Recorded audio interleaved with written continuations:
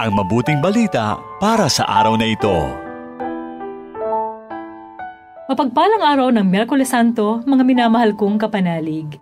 Dakilain natin ang Diyos ng pag-ibig. Naranasan mo na bang may pagkanulo ng kaibigan, kakilala o kamag-anak? Meron ka rin bang taong naipagkanulo sa iyong tanang buhay? Higit sa lahat, paano mo naipagkakanulo ang Panginoon sa iyong pang-araw-araw na buhay?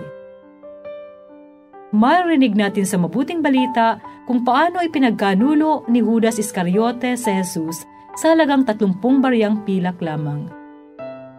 Ako po muli si Sister Lines ng Daughters of St. Paul na nag-aanyayang ihanda na natin ang puso at isip sa pagpapahayag ng mabuting balita ayon kay San Mateo, Kabanata 26, talata 14 hanggang 25.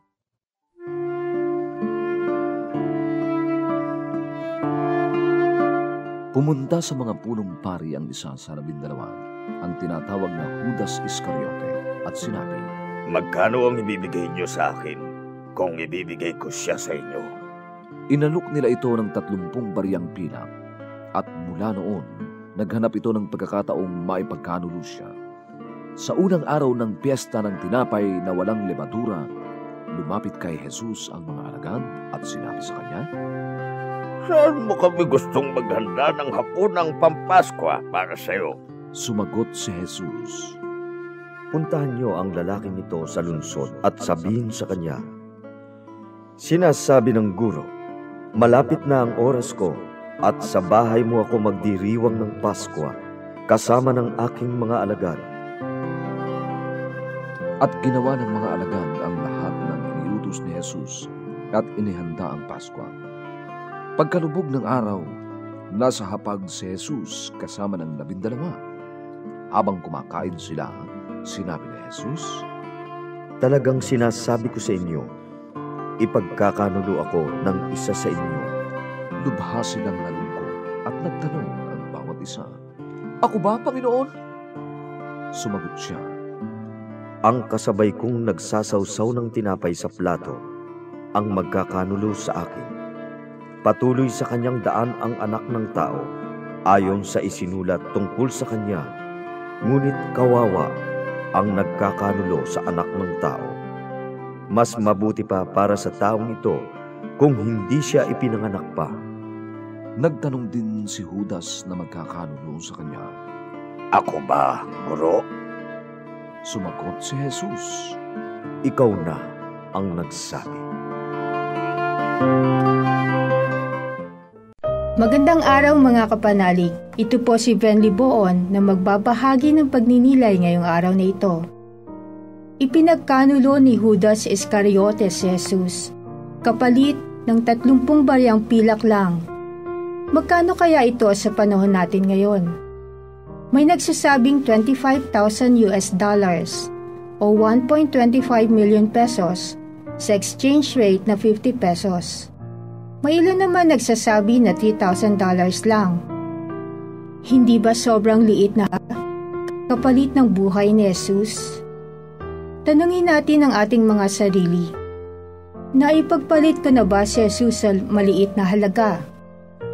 Mga kapanalig, sa tuwing hindi tayo nakapaglalaan ng oras sa panalangin at pagdalo ng misa dahil sa dami ng ating mga pinagkakaabalahan, naipagkakanulo natin si Jesus. Sa tuwing hindi tayo nakakatugon sa kapwang humihingi ng tulong, naipagkakanulo natin si Jesus. Manalangin tayo. Panginoon, patawarin mo kami sa mga pagkakataong nababaliwala ka namin. Gayon din ang aming kapwa, lalong-lalo na ang aming pamilya. Tulungan mo kaming maglaan ng oras sa kung ano ang tunay na mahalaga sa buhay. Amen. Isa na namang pagpapahayag ng mabuting balita ang iyong napakinggan para sa araw na ito. Makiisa sa aming misyon. Maging tagapagpahayag din ng mabuting balita sa pamamagitan ng pag-like, pag-share o pag-tag ng videong ito. At kung meron kayong mga prayer intentions, reactions o comments sa videong ito, i-message lamang kami sa Paulines Radio PH. at sa mga kababayan nating OFW, sa mga may sakit, at sa lahat ng sumusubaybay ng programang ito na humihingi sa amin ng panalangin. Asahan po ninyong ipinagdarasal namin sa Diyos ang inyong mga kahilingan. Muli, maraming salamat. Ako ay Sister Lines ng Daughters of St. Paul na nag-iiwan sa inyo ng mga katagang si Jesus na nakabayubay sa krus, ang tanda ng pinakadakilang pagmamahal ng Diyos Ama sa atin. Sambahin natin siya at pasalamatan sa handog niyang kaligtasan. Ang mabuting balita para sa araw na ito ay hatid sa inyo ng Paulines Radio.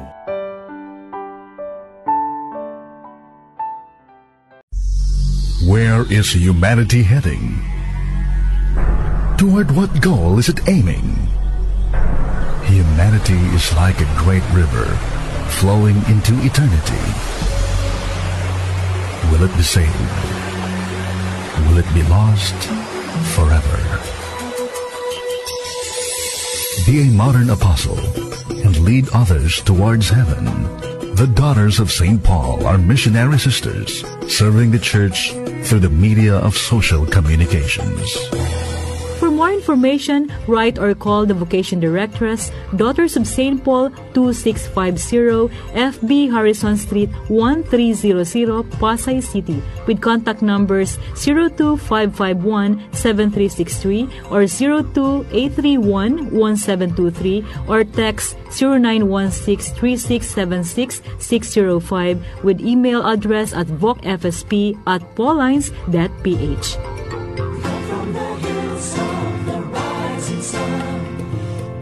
To reach out so the world may be one. We are the church and we are young. That's why with Him we know it can be done.